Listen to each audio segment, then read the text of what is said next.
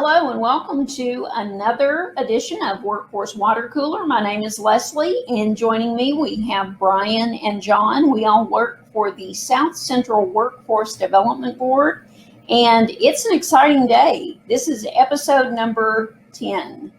So we want to give our viewers a special behind-the-scenes view of Workforce Watercooler, and I will begin. My setup here, it's hard to move the whole computer around, but I know Brian has mentioned before that he doesn't know what is above the sign that says biographies, memoirs, whatever. So I'm going to tilt this up so you can see, and I've got like a gold round shelf above it, which is pretty snazzy. And rather than get up and pull items down, I went ahead and pulled some items. So I thought I would just share some of those. So now people will know what actually is behind me beyond that sign. Are y'all ready? Ready. Okay. All right, I'm going to start with this item. Can y'all see it?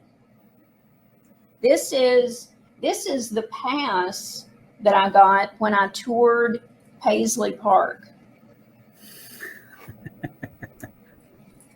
So, and if you don't know, Paisley Park was the home of Prince. So I did that for my 50th birthday. So this was like my ticket to get in. It was, I think, a 3-day event. I mean, we went hardcore for the Prince thing. So that is my ticket. I've also got, sorry, it's hard to see, a model train. Oh, I forgot to do this so y'all can see better.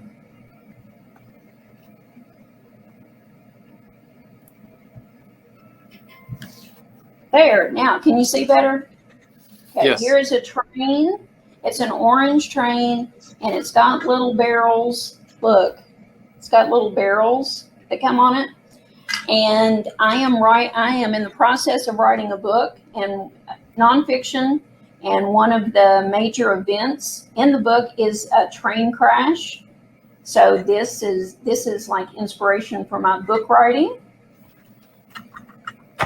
And then the last item, if anyone has seen this before, I will die on the spot.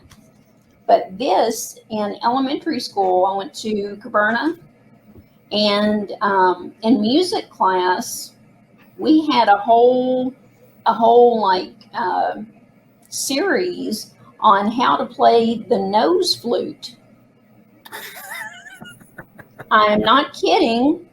It goes like this, and I remember the teacher kept them like in a big, because we didn't all get our own nose flute. We shared nose flutes.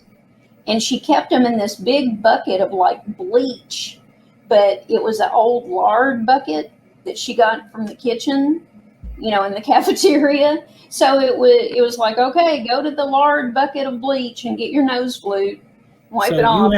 You have a purple nose flute. Yes, I got, because that represents Caverna. Leslie, play along with me, Leslie.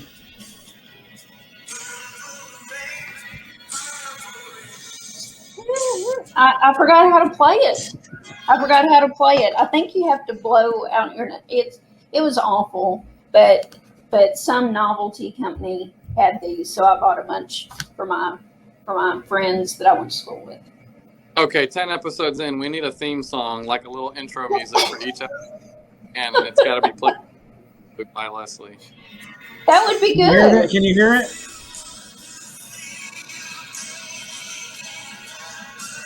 That's Purple Rain, isn't it?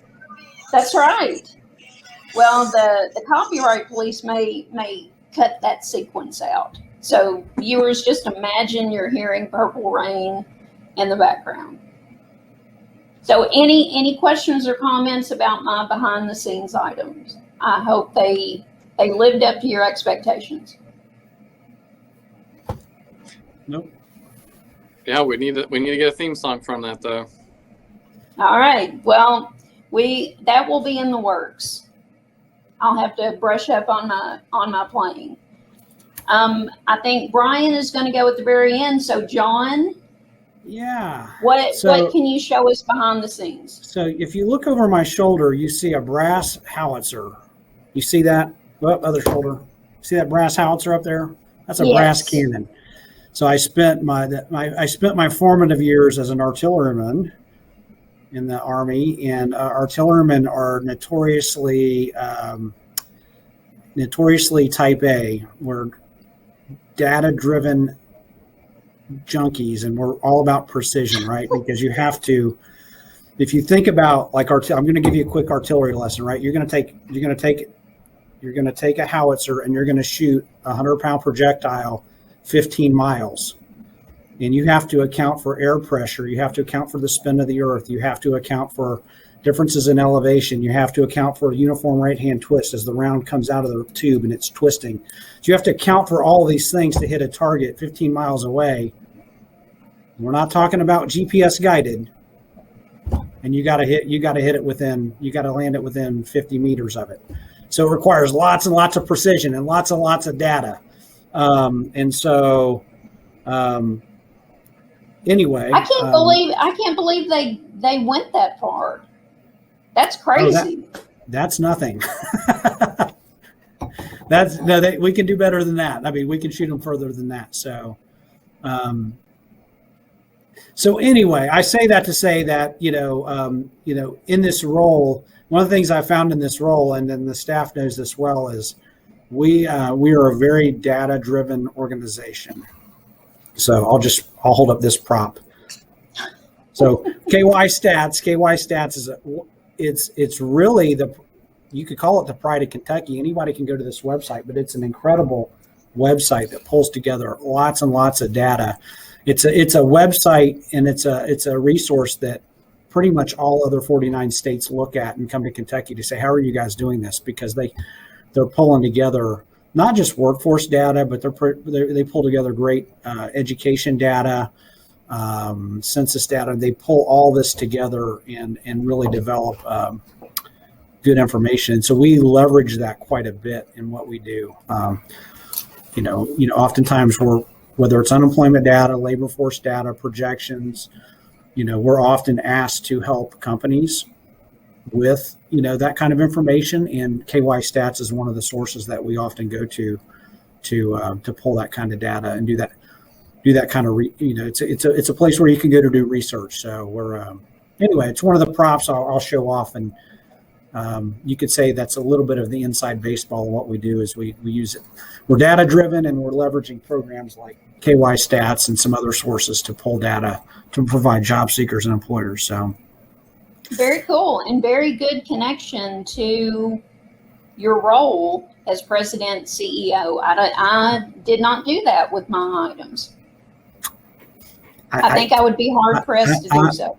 I would not. I would always hesitate to call myself a data nerd, but I've become a data nerd in this role, and you guys know that pretty well. We ramped it up since December. We've really ramped up how we collect data and utilize data to drive our decision making. So, Very and that good. and that leads to one other comment. And I just finished my first of what I hope to be 10 county presentations, where I'm going county by county and providing 2 years worth of workforce data to show you here's what we've done. So to help drive a conversation on here's where we've been over the last 2 years, and here's where we hope to go in the coming year with some of our workforce development programming and expenditure of workforce funds. So, and I think that's really important, because a lot of people don't understand what we do and all the different things we do and why it's so important, and it has an impact on every person in our region. It really does. So I think that's good to go out and spread the word. Spread the data. That's right. All right, Brian, are you ready to bring us home? Sure. So if you think that I'm always off balance or I'm always shifting, it's because I have a standing desk. So I'm coming to you from my phone today. So I have one of these right here, which is great. It can lower. I can knock my mouse off of it if I want to. I can knock my keyboard off if it's wireless. But got my what looks like a gaming setup here with my laptop and then 2 monitors.